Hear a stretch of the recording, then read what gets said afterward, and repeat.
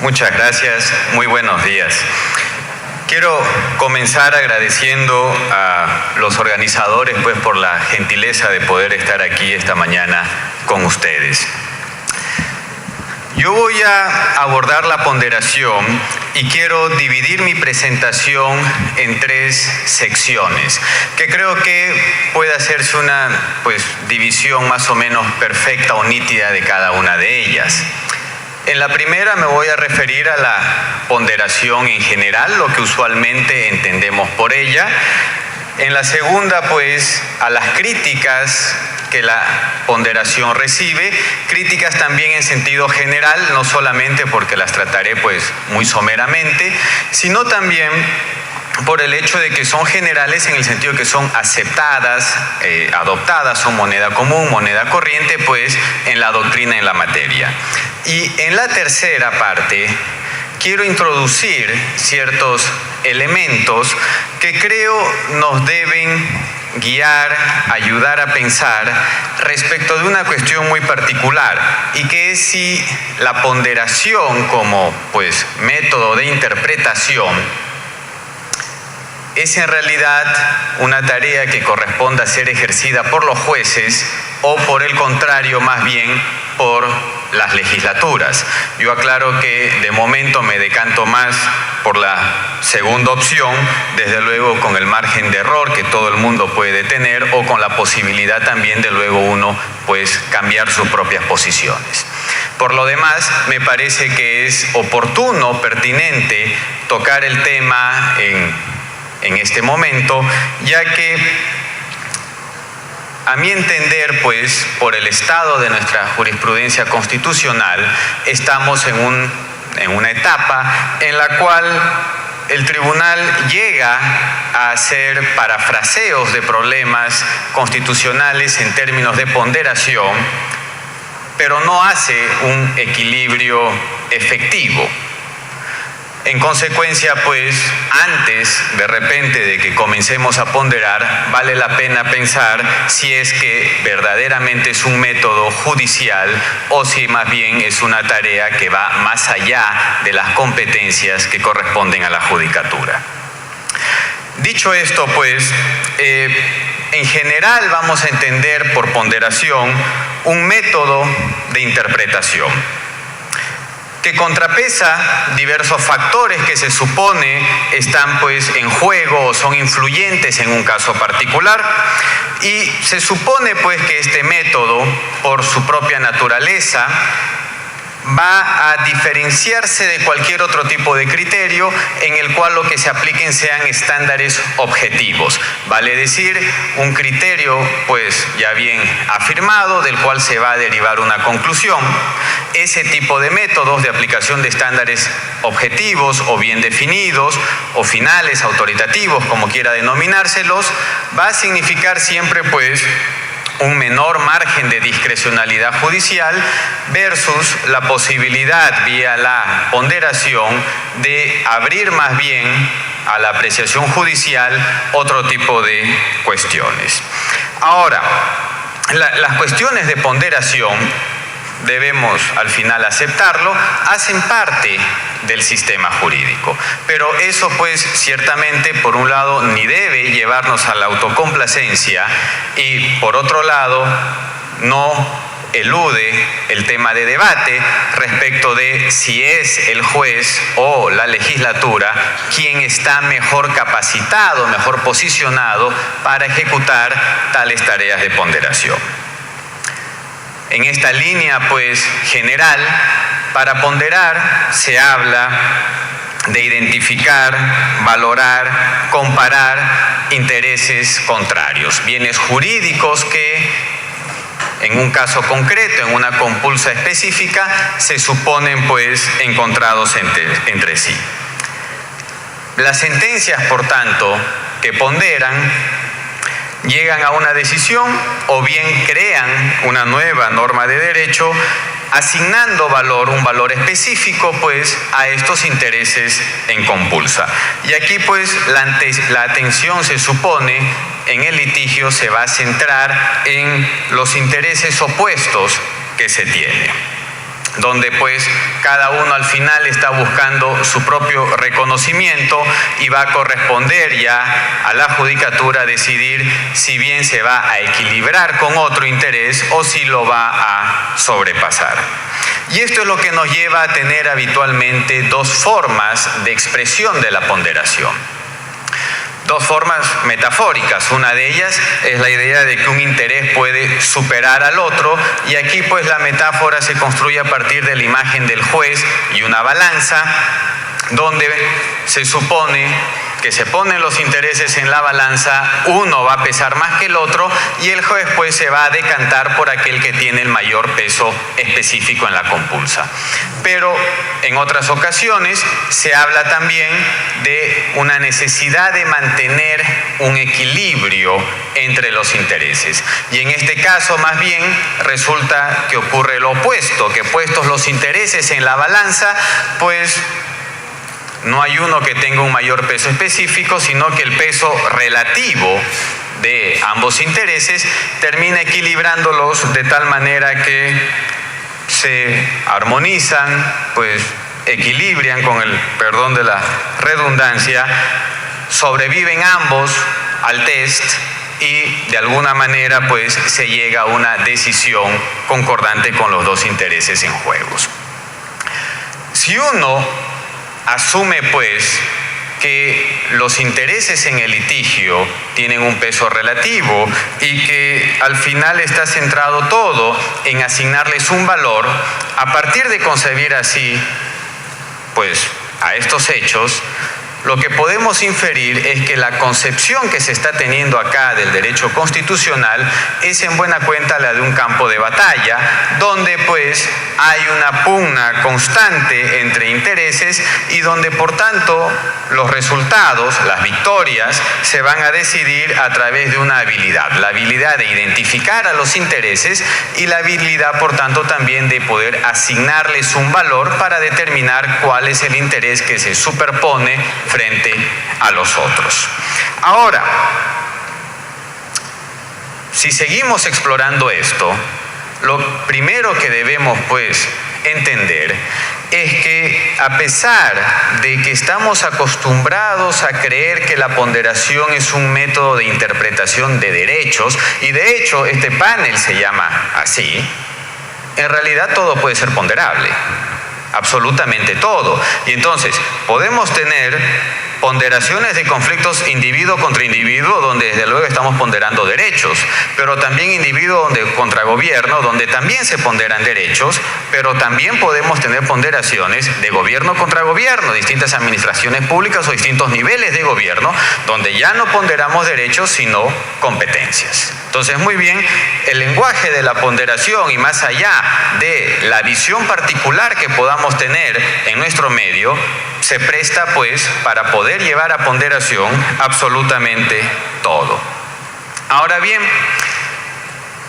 a nivel doctrinal se habla, y esta es una distinción que hace el profesor Niemer, de ponderación definitoria y ponderación ad hoc. Y revela mucho la sola clasificación, pues, las futuras críticas que se van a hacer a la ponderación. Una ponderación es definitoria, se dice, cuando pues establece un principio constitucional sustantivo general. Lo que significa que, establecido ese principio, gracias a esa ponderación, los casos subsiguientes ya no van a ser casos de ponderación, sino casos de aplicación de ese principio. Vale decir, el resultado de la ponderación va a haber sido llevarnos a un concepto, un estándar absoluto, que va a ser la vara con la que vamos a medir luego en el futuro los siguientes casos. Pero esas ponderaciones definitorias son unas. Otras son las ponderaciones ad hoc, donde esta vez ya no llegamos a ese principio sustancial general, sino a simplemente un principio que en el futuro deberá volver a ser ponderado para llegar a un resultado, y luego volverá a ser ponderado y luego volverá otra vez a ser ponderado. Y por eso pues precisamente lo de denominarlas ad hoc. Al final de cuentas, y es una de las tesis que sostiene Niemer, es que en realidad no hay ponderación definitiva, sino solamente ad hoc, porque tampoco nada impide, nada quita que una vez hecha la ponderación definitiva, en el siguiente caso, digamos que fue ad hoc y la volvamos a someter a los mismos términos de la ponderación. Ahora, tenemos al final que coincidir en que el lenguaje de la ponderación y su forma de razonamiento no ha estado presente en las grandes sentencias y en el gran razonamiento constitucional que construyó todo el derecho constitucional. Si ustedes piensan, por ejemplo, en las sentencias del juez Cook inglés, los casos Bonham, Prohibitions o Proclamations del siglo XVII, ahí no hay un lenguaje de ponderación. Y si ustedes piensan, por ejemplo, en un ejemplo más conocido, más cercano, en Marshall, tampoco en esos casos hay ponderación, ¿no? Y de hecho, piensen si quieren, en Marbury contra Madison, ¿no? El caso que abre las puertas al control de constitucionalidad actual y donde lo que tienen en debate es el pedido de un particular, William Marbury, de que se le entregue su nombramiento como juez de paz. Eso es lo que llega a la Corte Suprema. Y la Corte Suprema se decanta por no darle el nombramiento, aduciendo que la competencia para conocer ese right of mandamus es inconstitucional. Bueno, lo que Marshall hizo en ese caso fue aplicar un estándar objetivo, la supremacía constitucional. Pero jamás, por ejemplo, llevó a ponderación la necesidad del gobierno federal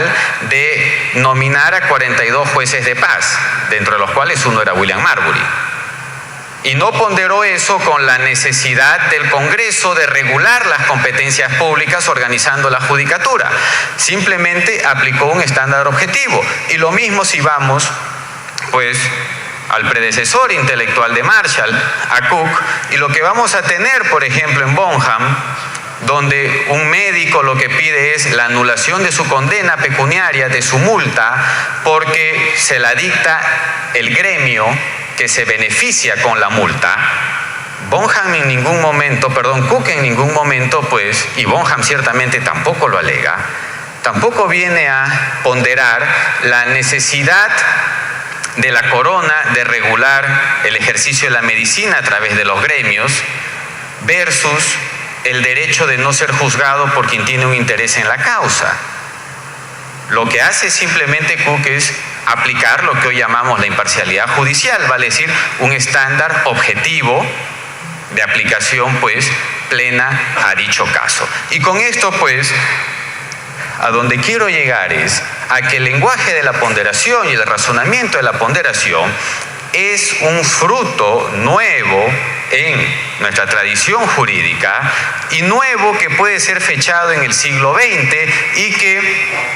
a mi modo de entender, tiene unas profundas raíces en el realismo americano. Y de hecho, permítanme citarles a tres de los grandes realistas cuyo lenguaje, van a ver, es típicamente el lenguaje que aplicamos a tiempo de ponderar o cuando hablamos, entendemos de ponderación. Oliver Wendell Holmes, tal vez el más conocido, 1897, ¿no? Los jueces han fallado al no reconocer su deber de contrapesar las consideraciones sociales. Este deber es inevitable y el resultado de la proclamada aversión judicial a tratar con tales consideraciones significa dejar inarticuladas a la propia base y fundamento de las sentencias. Carl Llewellyn, 1931. La concepción del derecho es un medio para los fines sociales, de tal forma que cualquier parte necesita constantemente ser examinada de acuerdo a su propósito y a sus efectos. Finalmente, Roscoe Pound, en 1943, El derecho es un intento por satisfacer, reconciliar, armonizar, ajustar exigencias y demandas comúnmente en conflicto, ya sea asegurándolas directa o inmediatamente, o mediante la garantía de ciertos intereses individuales, o mediante las delimitaciones o transigencias de intereses individuales, de tal forma que se dé efecto a la mayor cantidad de intereses o a los intereses que pesan más en nuestra civilización, con el menor sacrificio posible del esquema de intereses en conjunto. Al final, pues, el realismo americano es deudor de las concepciones jurídicas previas, y ciertamente, cuando menos por un autor, germanas, que en el caso de Jhering, que concibe al derecho pues como medios para la obtención de un fin, ¿no? Y ciertamente ese es el propio título de un libro de 1877 de Rudolf von Jhering, que tiene una de las peores traducciones al español, ¿no? El fin del derecho en realidad es la finalidad del derecho. Y claro, si partimos por asumir que el derecho son medios para un fin, cuando extrapolamos eso a la función de aplicación del derecho, lo que vamos a tener que concluir necesariamente es pues que la función va a consistir en un escrutinio particularizado y muy contextual de los intereses que estén en juego en una determinada controversia, en nuestro caso en una determinada controversia constitucional. Ahora bien, la ponderación en general y como cuestión pues aceptada, es cuestionada por tres motivos fundamentales. Se la acusa de ser indeterminada, inconmensurable e impredecible. Indeterminada porque se dice pues se carece de un concepto claro y de una estructura jurídica precisa que permita hacer la ponderación. Hablamos de la no existencia de criterios jurídicos que garanticen la objetividad de la ponderación y que sean, por tanto, pues vinculantes para el juez y sobre todo replicables, vale decir, que podamos usarlos luego como una medida para poder identificar si el juez hizo una ponderación objetivamente defendible o si usó la ponderación para filtrar sus particulares apreciaciones de la justicia, ideológicas o fácticas. Muy bien. Así vista, pues la ponderación consistiría en una fórmula meramente vacía, retórica, donde el intento de darle cierto grado de sofisticación, esquematismo y demás, únicamente pues disimularía, evadiría esta falta de criterios objetivos para señalar los elementos a ponderarse. Aquí pues lo que tiene que tenerse en cuenta es que si estamos hablando de concebir al derecho como medios para fines, ese esquema fundamental no es ya una forma de razonamiento propia de la judicatura. Quien por definición piensa en esos términos, en los términos de medios afines, es el legislador, los órganos políticos. Y en consecuencia, pues, el reproche respecto de una falta de estructura o criterios objetivos para determinar este contenido a ponderarse es un reproche respecto de una falta de estructura para ese método en la relación medios afines. En una línea muy similar, pues, se tiene la segunda crítica, el hecho de que la ponderación sea inconmensurable, vale decir, imposible de medir, de mensurar. Aquí, pues, el hecho relevante es que estamos hablando de medir magnitudes que se supone que no tienen pesos relativos ni específicos, sino que dichos pesos son asignados por el ordenamiento. Pero precisamente cuando se recurre a la ponderación es cuando esos pesos o los instrumentos que usa el ordenamiento para asignar pesos se revelan pues insuficientes. Y entonces pues lo cierto del caso es que no tenemos una organización, una estructura jerárquica, por ejemplo, de los principios. Cuando de hecho la tengamos, entonces no ponderamos, aplicamos la norma que tenga la mayor jerarquía y eso ya no es ponderación, es aplicación simplemente de un dato formal del ordenamiento, la jerarquía. No tenemos eso, no hay pues, como dice Habermas, una unidad de medida entre principios para poder determinar cómo los vamos a medir. Y claro, el problema fundamental acá está no solamente en esa falta de la unidad de medida, sino en que necesitamos otro tipo también de unidad para poder traducir esos principios a algo que sea común, a una moneda común, para a través de ese elemento común poder medir los dos intereses en conflicto. Recordemos pues acá que el razonamiento de principios es un razonamiento que por definición es más cercano al razonamiento filosófico, al ámbito especulativo propio de la filosofía, que pues al razonamiento jurídico en el cual están entrenados los jueces. Y se dice finalmente también que es pues la ponderación impredecible, en el sentido pues que todos sus resultados serían particulares, ad hoc, dependientes únicamente de las circunstancias de cada caso. Y el hecho de esto sería que se formaría por un lado una jurisprudencia que como virtud magnificaría de algún modo pues la justicia del caso concreto, pero que como demérito, a cambio de magnificar la justicia, sacrificaría pues las necesidades elementales del sistema jurídico de proveernos certeza, coherencia y un grado de generalidad. Ahora bien, fíjense que si algo tienen en común pues las tres críticas, es que si aplicamos una teoría de la argumentación bastante conocida en nuestro medio, como por ejemplo la de Neil McCormick, y queremos hacer una justificación de segundo grado, claro, si me dicen que la ponderación es impredecible, indeterminada, inconmensurable,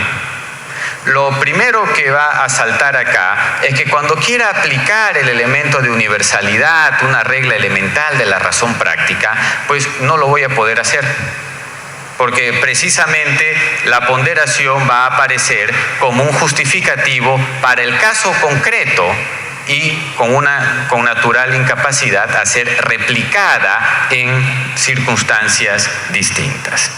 Bien, creo yo que la idea de la ponderación nos es seductora. Y decía al inicio pues que la ponderación ha estado presente y está en el sistema jurídico y podemos tener pues bastantes ejemplos que están en el derecho de cuestiones que podemos explicarlas en términos